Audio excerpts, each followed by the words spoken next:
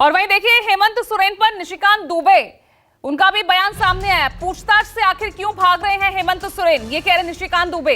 राष्ट्रपति शासन का सबसे अच्छा मौका है, राज्यपाल को रिपोर्ट भेजनी चाहिए, वो अपनी पत्नी को कमान देना चाहते हैं, ये कह रहे निशिकांत दुबे। एक्स पर भी उन्होंने इसी के जरिए एक पोस्ट भी किया था और सवाल उठाया था। कहीं ना कहीं कई दावे यहां पर निशिकांत दुबे करते नजर आ रहे हैं। और एक बार फिर ये एक बड़ा बयान निशिकांत दुबे का। हमारे साथ बीजेपी सांसद निशिकांत दुबे हैं। हेमंत सोरेन कहां है, उनका क्या होगा और क्यों अब तक गायब हैं? निशिकांत जी, क्या लग रहा है कि आखिर किस चीज़ से वो भाग रहे हैं? अगर वो भाग रहे हैं तो, अगर वो लापता हैं तो आपने ये भी एक दावा किया ट्वीट में कि मुख्यमंत्री बदलने वाला है। उनके गाड़ी से 30 लाख रुपया से ऊपर बरामद हुआ है। बेनामी संपत्ति है 82 से ऊपर। ईडी लगातार जांच कर रही है। ईडी के जांच का सामना करने में वो परहेज कर रहे हैं और उसके बाद अचानक जो है वो चोर की तरह भाग जाते हैं।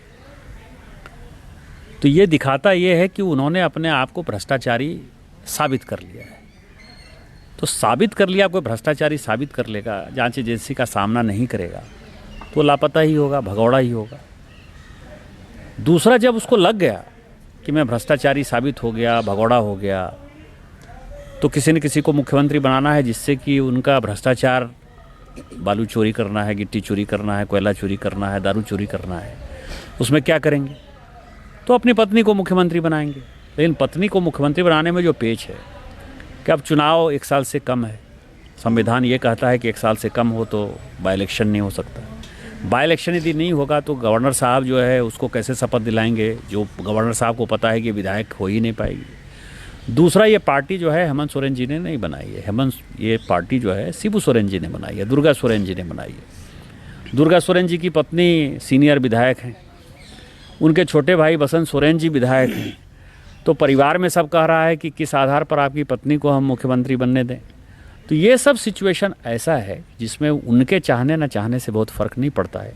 जो सिचुएशन पैदा हुई है वो सिचुएशन ये कहती है कि वो चोर हैं, भ्रष्टाचारी हैं, लापता हैं, भगौड़ा हैं और झारखंड राष्ट्रपति शासन की तरफ बढ़ रहा है।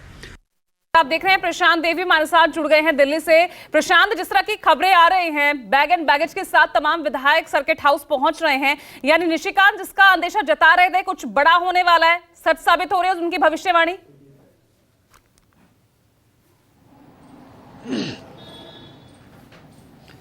देखिए, अभी थोड़ी देर पहले, कल सुबह से निशिकांत दुबे बहुत एक्टिव हैं। उन्होंने पहले लापता घोषित किया, फिर तमाम तरह की बातें बताई। अब उन्होंने एक एंगल ये दिया है कि वहां पे राष्ट्रपति शासन लग जाना चाहिए या बहुत जल्दी लग जाएगा, ऐसा उन्होंने अभी एक बयान में कहा है।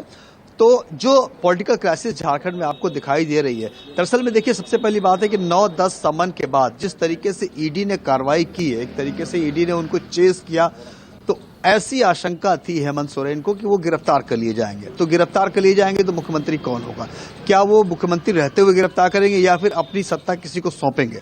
तो एक एंगल ये भी आया बकौल निशिकांत दुबे है कि वो अपनी पत्नी को चीफ मिनिस्टर बनाएंगे। उसके बाद हो सकता है वो खुद इन्वेस्टिगेशन ज्वाइन करें, गिरफ्तारी हो।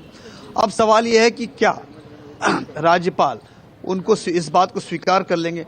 तकनीक के हिसाब से, जो टेक्निकलिटी है उसके हिसाब से, अगर सुप्रीम कोर्ट की एक गाइडलाइन है कि 1 साल से कम अगर चुनाव में कम वक्त रहता है तो जो विधायक नहीं है वो मुख्यमंत्री नहीं बन सकता।